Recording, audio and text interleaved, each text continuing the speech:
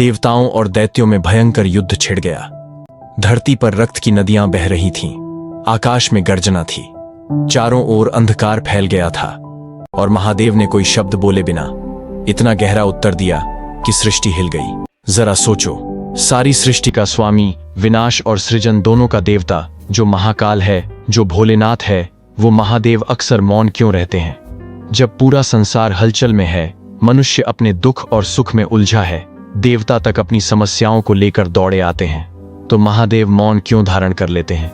क्या ये मौन सिर्फ चुप रहने का प्रतीक है या फिर इसके पीछे कोई गहरा रहस्य छिपा है?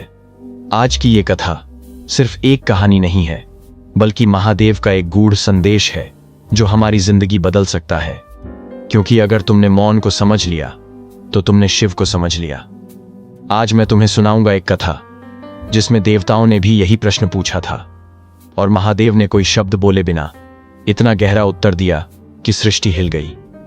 तो भाइयों, आखिर तक बने रहना, क्योंकि ये वीडियो केवल कहानी नहीं बल्कि वो दर्पण है जिसमें तुम अपना भविष्य देख सकते हो।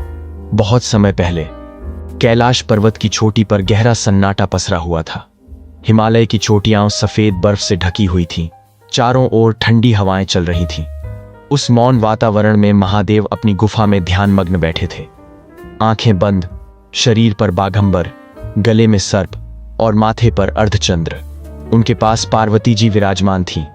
तभी स्वर्ग से देवताओं का एक समूह वहां पहुंचा। उनके मुख पर चिंता थी।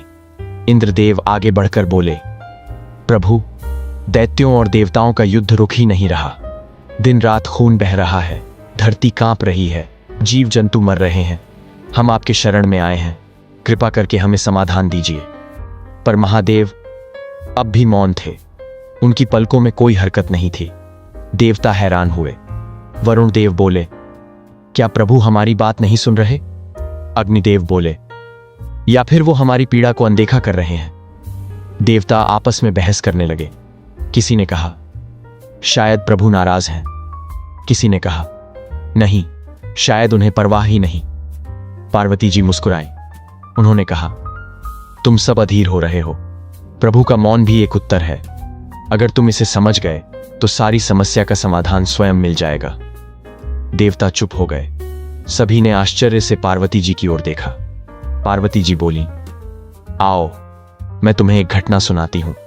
शायद उस घटना से तुम्हें महादेव के मौन का अर्थ समझ आ जाए। बहुत समय पहले देवताओं और दैत्यों में भयंकर युद्ध छिड़ गया। ये युद्ध वर्षों तक चलता रहा। न कोई हार मानने को तैयार था, न कोई झुकने को। धरती पर रक्त की नदियां बह रही थीं, आकाश में गर्जना थी, चारों ओर अंधकार फैल गया था। देवता थक चुके थे। उन्होंने सोचा, अब केवल महादेव ही हमें बचा सकते हैं। सभी देवता कैलाश पर पहुंचे। उन्होंने प्रार्थना की, प्रभु कृपा करें, ये युद्ध समाप्त कर दीजिए, हम असहाय हैं। महादेव ने आंखें नहीं खोली, वो ध्यान में ही रहे। कोई उत्तर नहीं दिया। देवता उलझन में पड़ गए। इंद्रदेव बोले, ये कैसी लीला है? हम पुकार रहे हैं पर प्रभु मौन है। कुछ दिन बीते, युद्ध और भयंकर हो गया। देवता बार बार कैलाश आते, मगर हर बार शिव मौन रहते। आखिरकार देवताओं का धैर्य टूटने लगा। उन्होंने गुस्से में कहा, अगर प्रभु हमारी मदद नहीं करेंगे तो फिर कौन करेगा? उसी क्षण महादेव ने धीरे धीरे अपनी आंखें खोली। उनकी दृष्टि गहरी थी, मानो ब्रह्मांड का सारा ज्ञान उनमें समाया हो।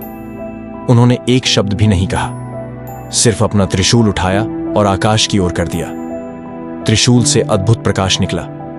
वो प्रकाश इतना प्रचंड था कि युद्ध भूमि में दोनों सेनाएं एक ही क्षण में स्थिर हो गईं। देवता और दानव दोनों शांत हो गए। उस समय सभी को समझ आया कि मौन भी उत्तर देता है। महादेव ने कुछ नहीं कहा, फिर भी उनका मौन सभी प्रश्नों का समाधान बन गया। महादेव के मौन में कई रहस्य छिपे हैं। आओ इन्हें समझते हैं। 1. मौन है असली शक्ति। शब्दों से आग लगती है पर मौन से आग बुझती है। जब इंसान चुप रहता है तो सामने वाला खुद अपने उत्तर खोज लेता है। मौन कमजोरी नहीं बल्कि सबसे बड़ी शक्ति है। 2. ध्यान है मन का इलाज। महादेव जब ध्यान में बैठते हैं तो उन्हें संसार के दुख प्रभावित नहीं करते। हम भी अगर रोज कुछ पल ध्यान करें तो तनाव, गुस्सा और बेचैनी मिट जाएगी। 3. मौन है धैर्य की परीक्षा। हर जगह तुरंत बोलना जरूरी नहीं, कभी कभी इंतजार करना सबसे बड़ा उत्तर होता है। धैर्य रखने वाला इंसान जीवन की सबसे बड़ी लड़ाइयां जीतता है। चौथा, मौन सिखाता है आत्मनियंत्रण। गुस्से में बोलना आसान है, पर गुस्से में चुप रहना कठिन। महादेव यही दिखाते हैं कि असली तपस्या है अपनी वाणी पर नियंत्रण रखना। 5, मौन खोलता है आत्मज्ञान का द्वार। जब मन शांत होता है तभी आत्मा की आवाज सुनाई देती है। महादेव का मौन यही बताता है कि असली ज्ञान बाहर नहीं, भीतर है। 6, मौन है करुणा की भाषा। शिव मौन रहकर भी सबकी सुनते हैं।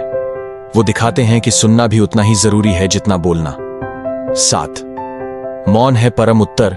कभी कभी प्रश्न इतने गहरे होते हैं कि शब्द उनका उत्तर नहीं दे सकते, तभी मौन ही परम उत्तर बनता है। तो भाइयों, ये थी महादेव के मौन की कथा। शिव ने हमें सिखाया कि हर उत्तर शब्दों से नहीं दिया जाता, कभी मौन ही सबसे बड़ा उत्तर होता है। आज के समय में हम जल्दी गुस्सा हो जाते हैं, छोटी सी बात पर बहस कर लेते हैं, लेकिन अगर हम महादेव का मौन सीख जाए तो जिंदगी बदल सकती है। याद रखो, मौन है शक्ति, मौन है ज्ञान, मौन है आत्मा की आवाज। अगर तुम्हें भी लगता है कि मौन में शक्ति छिपी है तो नीचे कमेंट में लिखो, हर हर महादेव।